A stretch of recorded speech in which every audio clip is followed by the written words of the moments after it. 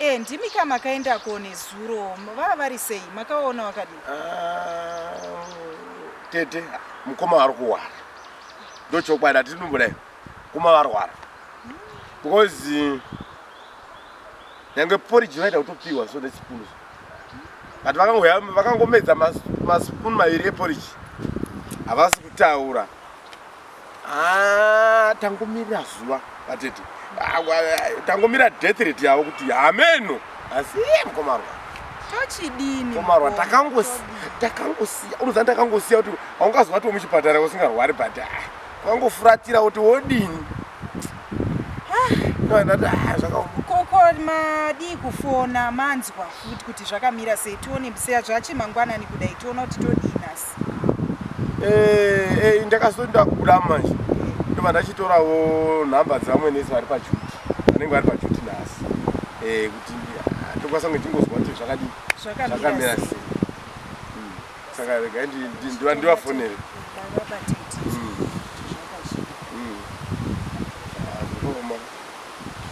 Vakaoma unoona kuvera choraramba rakaenda.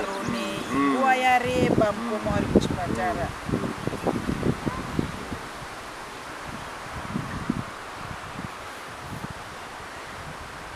Halo. Ko Mukoma hanzizve. Maiwe. Asi chinyararai moti maiwe. Taitarisirei kunze kwerufu. Indari chida kutaura naMukoma wangu. Mukoma. Ngatichozvinyaradza taida kudini nemarwariro angaita. Ndakaenda kutaura naMukoma wangu. Mwana wameda akarwara azorora kani.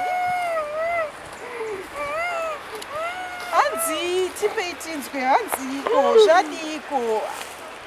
Hanzi vachisiya nguwai. Vana kutisiyawo handina. Sika muruchemei? Muruchemei? Ndati ndichifona kudai foni yacho kuti insufficient balance.